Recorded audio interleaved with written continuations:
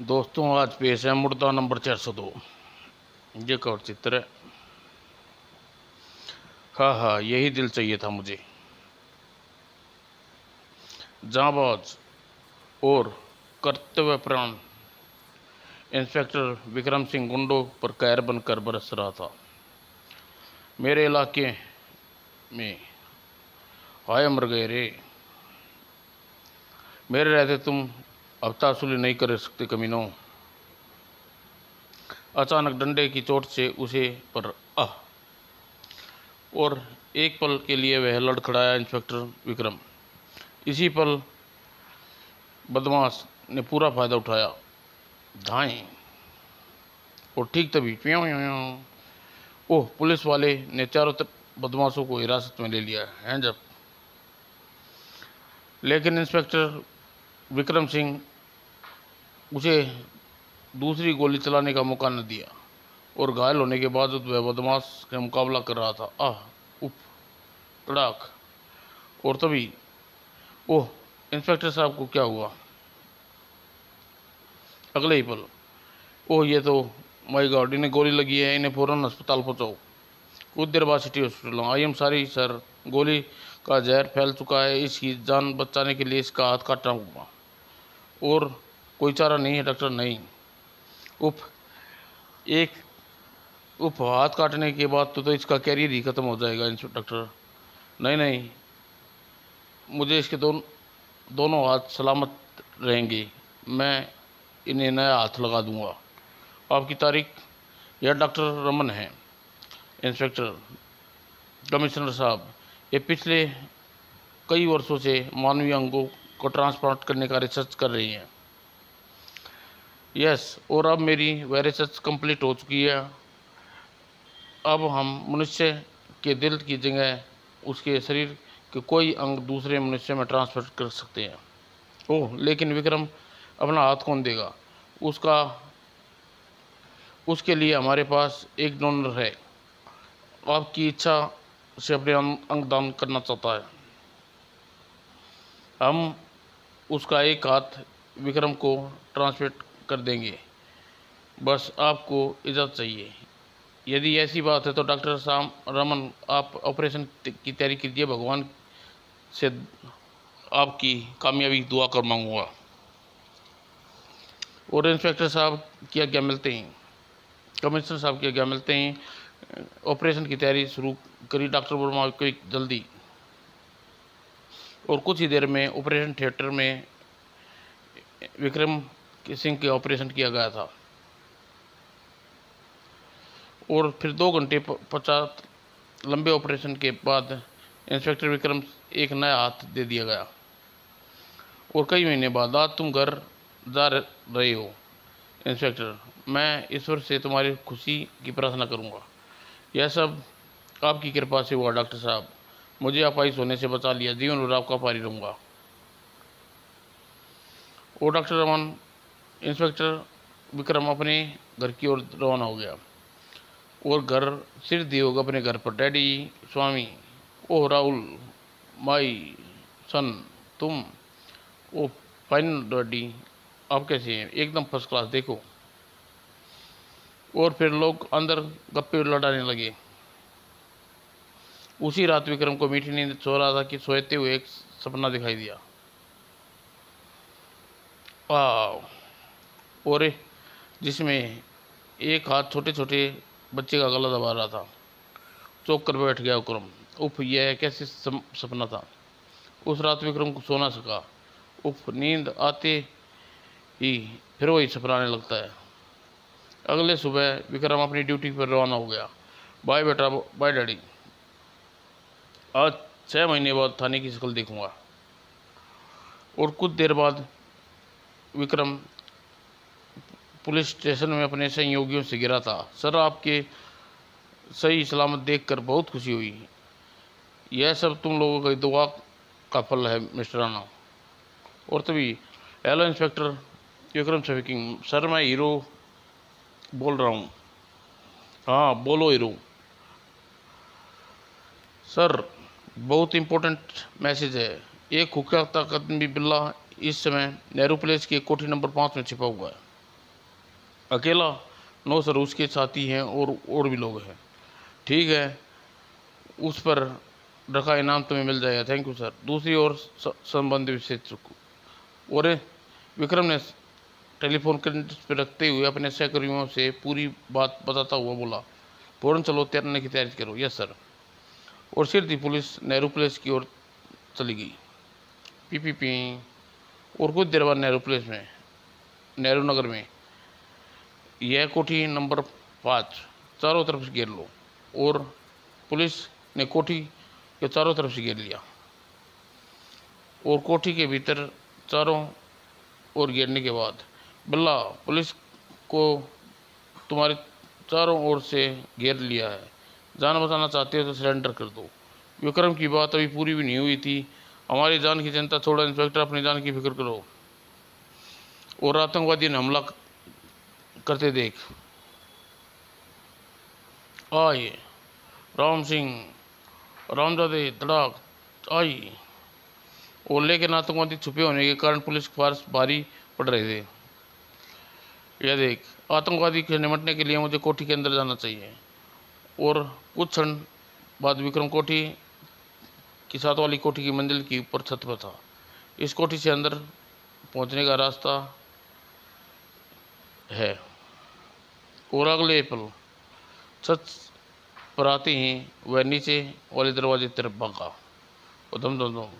और कुछ देर बाद, हैंड्स अप, कोई अपनी जगह से नहीं लेनी तो सबको मार दूंगा। विक्रम की आवाज़ सुनकर आतंकवादी पलटे और इसी के साथ विक्रम पर उछाल दिया हैंड ग्रेनेड। Oh no. और मौत को अपनी ओर आते देख विक्रम हवा में उछाल भरी और हैंड ग्रेनेड को हाथ में लेते ही विक्रम ने आतंकवादी की ओर उछाल दिया। परिणाम स्वरूप धड़म, मर गए साले। और फिर लोगों को पोस्टमार्टम के लिए भेजकर विक्रम घर आ गया। राहुल, जरा दाल देना बेटा। जी डैडी। और राहुल ने दाल का डोंगा देना चाहा लेकिन उसके हाथ से छूट गया। ओह बेवकूफ़, डोंगा भी नहीं पकड़ सकता। आ और उसकी इस हरकत पर राहुल, रेनू चंकित रह उठे। बच्चे, क्या ये आपने राहुल को थप्पड़ में क्यों मारा? बच्चा है, गलती हो गई, इसमें आराम से समझाना चाहिए था। मेरी खुद समझ में नहीं आ रहा रेनू, यह कैसे हो गया? राहुल पर मैंने आज तक सपने में भी हाथ नहीं उठाया है। तुम विश्वास नहीं करोगी, पर तुम मुझे, जैसे इसके हाथ ने अचानक मेरा कंट्रोल हट गया और यह आज़ाद हो गया। लगता है तुम्हें वहम हो गया। क्या मैं सच कह रहा हूँ रेनू? मेरा विश्वास करो। अच्छा छोड़ो इस बात को, सोने की तैयारी करो। ओके। और कुछ देर बाद विक्रम अपने बेडरूम में मीठी नींद सो रहा था और अचानक ही और उसकी पत्नी चीखी सुनकर विक्रम हड़बड़ा कर उठ बैठा। कौन है? कौन? क्या हुआ? अरे विक्रम, मुझे छोड़ो, छोड़ो मुझे। विक्रम ने अपना हाथ वापस खींचना चाहा। उफ, यह क्या? यह तो अपना हाथ वापस क्यों नहीं खींच रहा मैं? और पूरी ताकत लगानी पड़ी उसे अपना हाथ वापस खींचने के लिए। और यह क्या पागलपन है विक्रम? तुम मेरी जान लेना चाहते थे। लेकिन विक्रम जैसे अपनी बात सुनी ही नहीं थी। वह आश्चर्य से एकटक अपने हाथ को पूरे चले जा रहे थे। यह क्या हो रहा है? यह हाथ मेरी इच्छा अनुसार काम क्यों नहीं कर रहा? और उसकी नज़र पहली बार उसकी अपनी कलाई के नंबर पर पड़ी, 402। ओ माय गॉड, इस तरह के नंबर तो जेल में फांसी सजा एक तो के हाथों पर लिखे जाते हैं।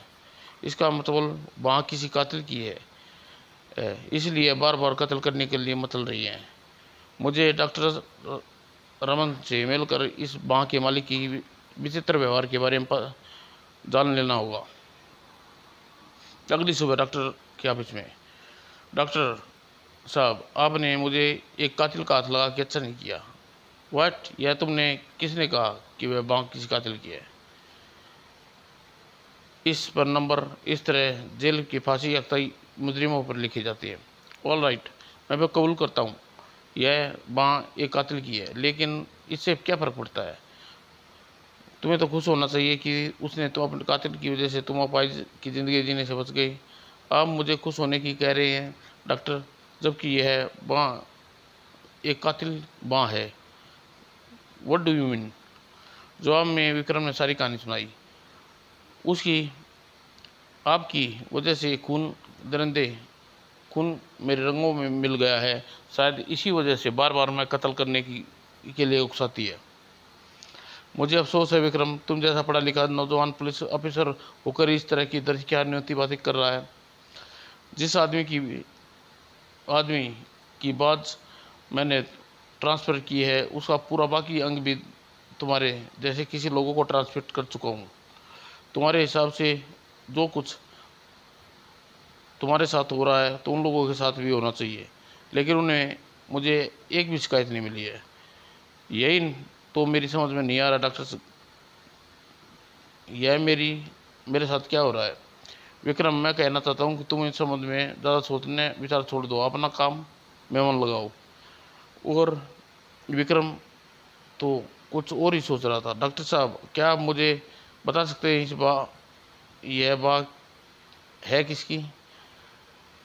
मैं तुम्हें बताना तो नहीं चाहता था, लेकिन अब तुम पुलिस वाले हो, अगर किसी न किसी की जान ही पाते बता देता हूँ। यह उस व्यक्ति की फाइनल। और डॉक्टर फाइल देखकर पोस्ट बदले विक्रम चौंका। ओह, कुख्यात ताकतवादी राणा, इसने 45 आदमियों का कत्ल किया है, फांसी की सजा हुई है। और उस फांसी की सजा मुझे फाइल इच्छा व्यक्त करनी थी और आश्चर्य में डूबा मैं उससे मिला चाहता था। वो जेल में पहुंचे। यह है रखा डॉक्टर साहब। थैंक यू जेल साहब। और जेलर के जाने के बाद, मिस्टर राका, कहो मुझसे क्यों मिलना चाहते थे? मिस्टर डॉक्टर, मैं डॉक्टर आपका आर्टिकल है, क्या यह सच है कि आप मुझसे में अंग ट्रांसफर कर सकते हैं? आप एक्सपेरिमेंट के लिए मेरी बॉडी की जरूरत है। यह लेकिन तुम यह क्यों जानना चाहते हो? डॉक्टर साहब, मैं अपने ट्रांसफर करने के लिए अपने आप को प्रस्तुत कर रहा हूँ। बट तुम अपने अंग दान कर देना चाहते हो? जी हाँ डॉक्टर साहब, पूरी ज़िंदगी मैंने बहुत पाप किए हैं, मरते समय कुछ पुण्य कमा लो। इस तरह राका ने मेरे एक्सपेरिमेंट में काम आया और उसके अंग ट्रांसमिट कर दिए। डॉक्टर साहब, क्या आप मुझे उन लोगों के पते बता सकते हो जिसके आपने राका के अंग ट्रांसफर किए हैं, और इस बारे में उनसे मिलना चाहता हूँ। ओह, बल्कि मैं चाहता हूँ कि तुम उन लोगों से मिलो, तुम्हारा वहम भी निकल सके। उसके बाद ही यह है उन लोगों की लिस्ट, उन्हें सबसे पहले मिलना होगा। सबसे पहले मशहूर फिल्म स्टार सरला दीक्षित। इस विक्रम सरला से मिलने की सोच ही रहा था। उधर मशहूर फिल्म एक्ट्रेस सरला दीक्षित फिल्म के सेट पर पत्रकारों से घिरी पड़ी थी। हार्ट ट्रांसप्लांट के बाद आप शूटिंग पर वापस आई, आपने कैसा लग रहा है सरला जी? फैंटास्टिक, मुझे लग रहा है जैसे मेरे नया जीवन पाकर लौटी हूँ। तभी, सरला मैडम, सीन तैयार है, सेट पर आ जाइए। ओके। और तभी स्टूडियो में कार आई। ए, कौन हो तुम? अंदर कैसे घुसे चले आ रहे हो? जवाब के स्थान पर व्यक्ति के हाथ पा रहा है और खचाक। और इस हंगामे से बेखबर फिल्म की शूटिंग चल रही थी। फिर अचानक ही रहस्यमय व्यक्ति किसी भूत की तरह सेट पर प्रकट हुआ। अरे कौन है? और फिर किसी ने कुछ समझने से पहले ही, यह कौन है, तुम क्या चाहते हो मुझसे? और भैंस संभलने जैसे निकल गई उसके गले से। मुझे तुम्हारा दिल चाहिए। नहीं। अगले ही पल हिप्नोटाइज ये ट्रीटाइज अंदाज में अलग फाड़ के चीख उठी सरला। हाँ, अब मुझे कोई नहीं बचा सकता। और फिल्म का हीरो, उफ ये यह सल्ला को मार डालेगा, मुझे उसे रोकना होगा। और अगले ही पल खचाक, मैं तुझे हरगिज सफल नहीं होने दूंगा कुत्ते, और मेरे रास्ते को रोक कर तूने अपनी मौत बुला ली है हीरो। और यह देखते ही लोग जैसे जाग गई, भागो भागो भागो। ले इधर एक बार फिर अपने शिकार की तरफ पलटा। मुझे छोड़ दो, हाँ हाँ दिल लिए बगैर मैं तुझे नहीं छोड़ूंगा। और खचाक, और दरिंदे ने बेरी में से लाश के सीने में सीना फाड़ के दिल निकाल लिया, और बेद दरिंदगी से सरला का दिल अपने सीने से बाहर निकाल लिया। हाँ दिल चाहिए मुझे। और फिर वह बाहर की ओर बढ़ गया, और वह बेखड़के अपनी कार में पहुंचा और बैठकर वहां से रवाना हो गया। उसके जाते ही वहां खड़े लोग जैसे होश आया, पुलिस को फ़ोन करो, वह हत्यारा निकलना नहीं चाहिए। और पुलिस सतर्क हो गई। वह काली अम्बेडकर में उसका DIG 1671। कुछ देर बाद चेक पोस्ट पर, सर वह काली अम्बेडकर आ रही है, नंबर वही है, रोको उसे। और स्टॉप स्टॉप स्टॉप। और अगले ही पल कार स्पीड यूं तेजी से आई, और अगले ही पल कोई समझ पाता, और चीखती सिपाहियों को छोड़कर नज़र से ओंझल हो गई। और इस घटना पर पुलिस हेडक्वार्टर में तूफान आ गया। हत्यारा आंधी की तूफान की तरह आया और इतनी हत्या करके फरार हो गया। मुझे समझ में नहीं आता कि यह ज़मीन खा गई, आसमान निकल गया। सर अपनी शिनाख्त के लिए यही कैमरा मिला है। कैमरा? जी हाँ, सरला और विजय की हत्या हुई, यह कैमरा चालू था। वेरी गुड, तुम इसे चलाने का इंतजाम करो। कुछ देर बाद फिल्म देखते आश्चर्य से उछल पड़े। दुष्मंत आतंकवादी लड़का, यह तो मर चुका है। डॉक्टर रमन अपने एक्सपेरिमेंट में के तहत इसके सारे अंग डोनेट कर चुका है। अगर यह राका मर चुका है तो फिर ये कौन है? अजीब गोरख धंधा है, हमारे डॉक्टर साहब से मिलना होगा। और कुछ देर बाद रमन डॉक्टर पुलिस हेडक्वार्टर में फिल्म देख रहा था। पूरी फिल्म देखने के बाद आई वी बिलीव इट, आप मानिए या न मानिए, सच है, आपके सामने है रमन राका, नज़र पर जिंदा है। यह राका नहीं, अब्दुल्ला है इंस्पेक्टर साहब। अब्दुल्ला? जी हाँ अब्दुल्ला। और अब्दुल्ला राका कैसे बना यह भी मैं आपको समझाता हूँ। और वह उस दिन की बात है जब राका जेल से अपने साथियों के साथ लेकर अस्पताल में आया। सर अच्छा हुआ आप आ गए, जल्दी चलिए, इमरजेंसी केस है। क्या हुआ? कुछ सर, एक्सीडेंट हो गया है और पेशेंट के सिर की हड्डी बुरी तरह टूट गई है, उसे बचाने की उम्मीद बहुत कम है। ओह, जिंदगी में शायद पहली बार मैं इतना सीरियस केस के बावजूद मुस्कुराया, क्योंकि मुझे लगा था कि मैंने एक्सपेरिमेंट को पूरा करने के बेहतरीन मौका है। यही सोच मैंने रान का सिर काटकर अब्दुल्ला के मास्क वाले चेहरे में लगा दिया। लेकिन यह मेरी समझ में नहीं आ रहा कि अब्दुल्ला सरला की हत्या करने के उसके सीने से परीक्षित राजा का दिल क्यों निकाल लेकर ले गया। यह मैं बताता हूँ डॉक्टर, अब्दुल्ला ने ऐसा क्यों किया। क्योंकि राका का शरीर मरा नहीं, मस्तिष्क ही उसका जिस्म है, जीवित है, और अब्दुल्ला का धड़ में मौजूद है।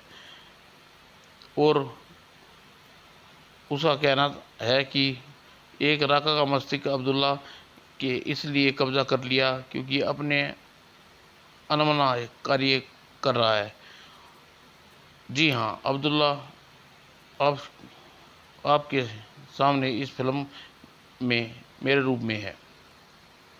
तुम्हारे रूप में मैं समझा नहीं। मैं समझाता हूँ सर। और विक्रम सिंह ने सारी घटना सुनाता चला गया। पूरी बात सुनकर आप इस बारे में क्या ख्याल है डॉक्टर अमन? मैं एक वैज्ञानिक होने के नाते इस बारे को मानना नहीं चाहता, लेकिन आंखों देखा को झुठला भी नहीं सकता। यानी आप मानते हैं रका जैसे कानून का मुर्दा घोषित कर चुका है वह अब्दुल्ला के रूप में जीवित है? जी हाँ, कुदरत ने इस अनोखे रहस्य को स्वीकार ही करना होगा और वह जीवित है। यह बात सच है। अभी समझ में नहीं आती कि लेकिन सरला की हत्या का दिल बेधड़के उस नहीं जाता। सर मुझे लगता है वह अपने सारे अंग वापस इकट्ठा करना चाहता है। यानी वो रहस्य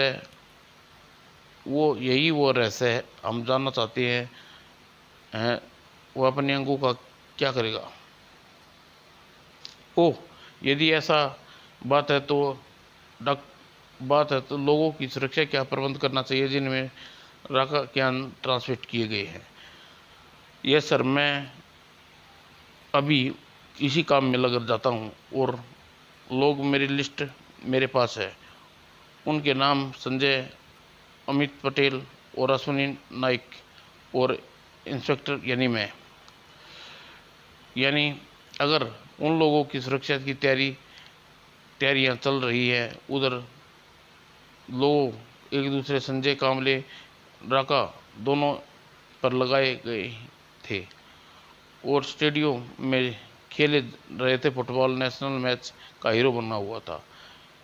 यहाँ पर कामले द्वारा एक और गोल। इन नई टांगों ने तो कमाल कर दिया है, इतनी तेजी से भागती हैं कि जवाब ही नहीं है। और स्टेडियम के अंदर अंदर खेल चल रहा था। उधर स्टेडियम के बाहर एक खेल चालू होने वाला था, मौत का खेल। उफ, यह ट्रक किधर आ रहा है?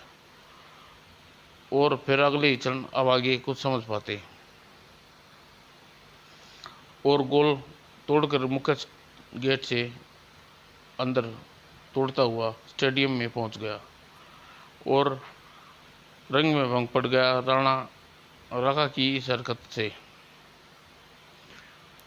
और कामले के पास पहुंचा ट्रक ब्रेक चरमराई और विद्युत की तेजी से कामले की तरफ झपटा मुर्दा नंबर 402।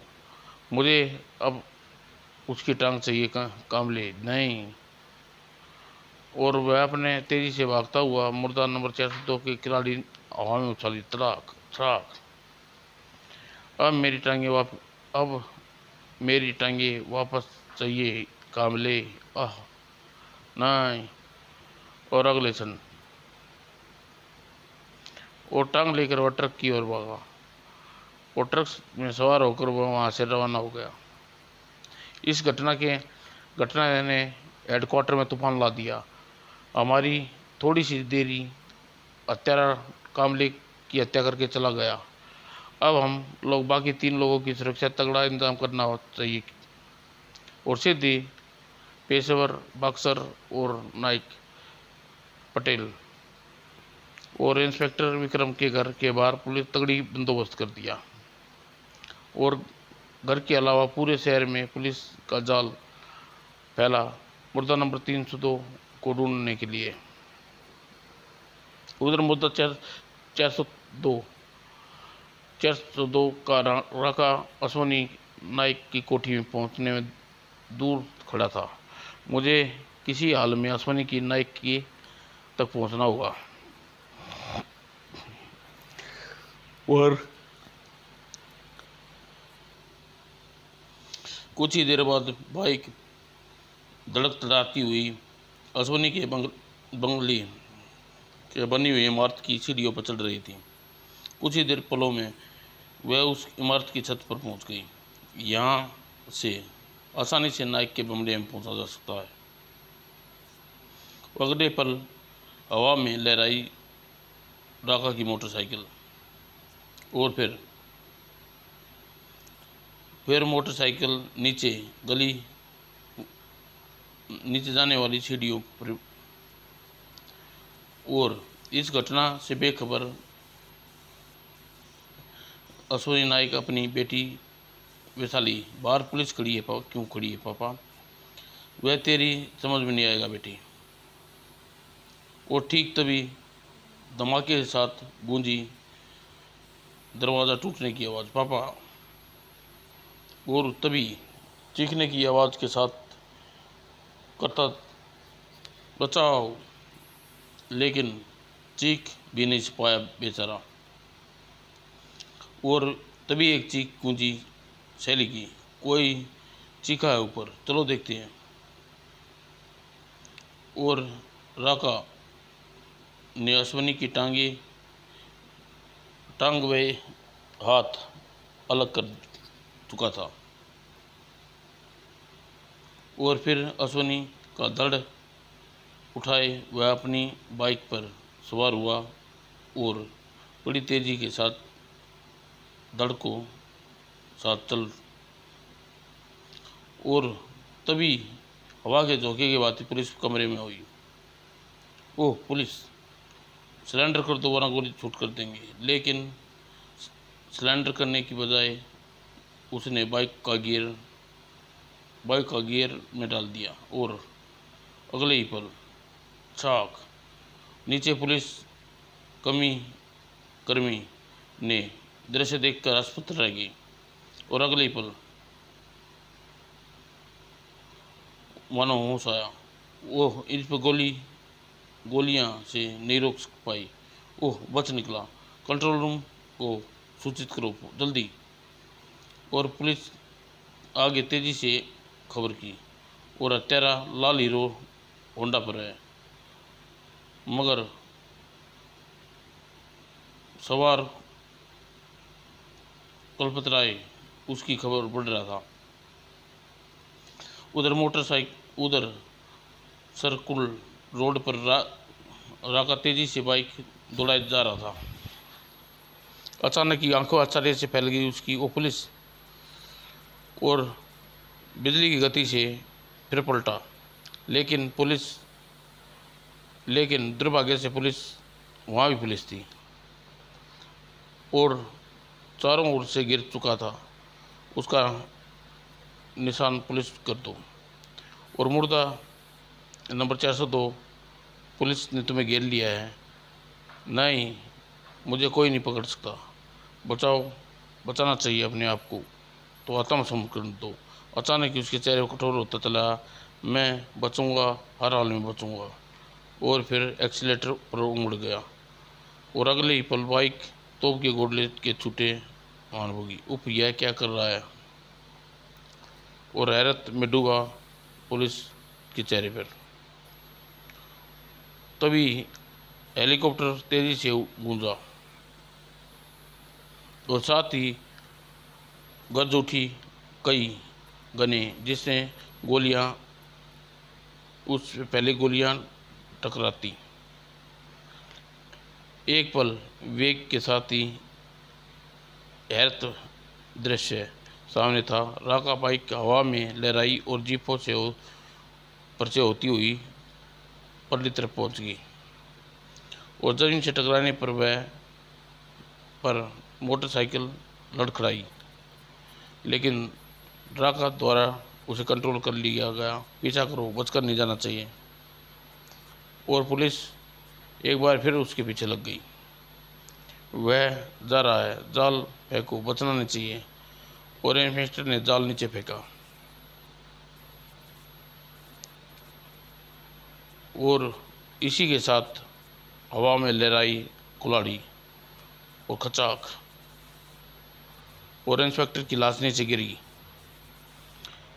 और राका बाइक हवा में उछाली। यही हेलीकॉप्टर मुझे पुलिस से बचाएगा। और राका हेलीकॉप्टर पर लटका हुआ था। अब हेलीकॉप्टर पर पहुंचना होगा। अगले ही पल वह भाग गया। मान हाथ मलती रहेगी पुलिस। और उधर अपनी मंजिल पर पहुंच चुका था।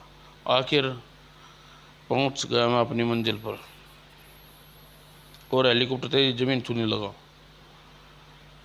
और कुछ देर बाद मैं अपना धड़ भी ले आया हूँ प्रोफेसर, शाबाश, लाओ मेरे साथ। और उसने एक कमरे में प्रवेश किया। इसे इस धड़ को इसके इस्तेमाल कर लेता हूँ और फिर अब तुम्हें भी साथ चाहिए। और प्रोफेसर का है तुम्हारा दूसरा हाथ अजीत पटेल नाम के पायलट के हाथ लगा था। उसे मेरा हाथ वापस करना होगा। और पुलिस हेडक्वार्टर में चल रही थी अत्यंत महत्वपूर्ण मीटिंग। पटेल, अजीत पटेल की सुरक्षा व्यवस्था तुमने इंतजाम कर रखा है inspector Vikram? Sir, mister Ajit Patel कल सुबह ही प्लेन लेकर अमेरिका रवाना हो गए रहे हैं। उन्हें कह दिया था कि जब तक वह पकड़ा ना जाए अमेरिका में रहे। गुड, तुम्हारी खुद की सुरक्षा का क्या इंतजाम है? सर, खुद की सुरक्षा के लिए मेरे साथ काफ़ी है। और तुम्हें मुझ पर हमला किया तो वह खुद जीवित नहीं बचेगा। शाबाश विक्रम, तुम्हारी बहादुरी पर गर्व है। और अगले दिन पायलट अजीत वर्मा पटेल अपनी सुरक्षा के घेरे में एयरपोर्ट की तरफ जा रहा था। और एयरपोर्ट पहुंचकर हमारा अगला मैसेज मिलते ही तुम अमेरिका में होगे और यहाँ अपने लिए बेहतर कि यही आपके लिए बेहतर है अजीत। मैं समझ गया हूँ इंस्पेक्टर। और कुछ देर बाद इंस्पेक्टर अमेरिका के लिए उड़ान भर चुका था। और दूसरी ओर प्लेन में यात्री मुझे पैराशूट निकाल कर बांधना चाहिए। वो पैराशूट क्यों बांध रहा है आदमी? और एयर होस्टेस ने उसके पास होती, आपको पैराशूट क्यों बांध लिया जनाब? जवाब देने के स्थान। और उसने बजपुर बाती नकाब। और अगले ही क्षण खबरदार कोई अपनी जगह सही लाता। और पायलट अजीत पटेल को बाहर बुलाओ। हुक्म मिलते ही गुलाम की बाती कक्ष में भाग खड़ी हुई वह दूसरी एयरपोर्ट। सर, इस खबर सुनकर अजीत पटेल की अपनी सीट पर उछल पड़ा। क्या बकती हो? मैं सच कह रही हूँ सर। अगर आप कहीं बाहर न आए तो वह गरिमा को मार डालेगा। चलो मैं देखता हूँ वह कौन हो। और अगले ही पल, कौन हो तुम और क्या चाहते हो? मुझे मेरा हाथ तेरे पास है और हकीकत में मेरा हाथ वापस चाहिए। और अजीत के चेहरे पर दहशत आ गई। तुम मुर्दा 602 उर्फ राका हो? हाँ, मैं राका हूँ। तुम्हारी मौत नहीं, बचाओ। भाग कर कहाँ बच नहीं पाओगे चूहे। ओह! और भयभीत हिरण की तरह भागता हुआ कंट्रोल रूम का दरवाज़ा खुला, उसमें घुस गया। और उसने दरवाज़ा पूरी तरह बंद नहीं कर पाया था कि मुझे अपना हाथ वापस चाहिए। और बेहद संगदली आश्चर्यपूर्ण ढंग से अजीत का हाथ काट लिया उस दरिंदे ने। और हाथ कटने पर वह प्लेन से दरवाजे की ओर भागा और फिर इमरजेंसी लैंडिंग के लिए जम लगा दी। और विमान से निकलते ही अजीत ने यात्रियों को चीख आवाज़ गूंजी, जल्दी विमान को दरवाज़ा खोलो वरना हम सब नीचे गिर जाएंगे। और फिर सुरक्षित नीचे उतर गया। और 2 घंटे बाद, एक्सीलेंट रखा, तुम अपना दूसरा हाथ भी ले आओ तो फिर मैं तुम्हें जिंदा कर दूंगा और इस दुनिया में दिखा दूंगा कि डॉक्टर को पागल करार दिया गया था और कितना महान डॉक्टर है। मैं अपना सपना पूरा करूंगा। शाबाश राणा, शाबाश, तुम अलग मेरे शिकार तुम्हारा अगला शिकार पुलिस इंस्पेक्टर विक्रम है, और लेकिन इस बात बेहद सावधान रहना, क्योंकि विक्रम सिंह फौलाद समझा जाता है। उधर पायलट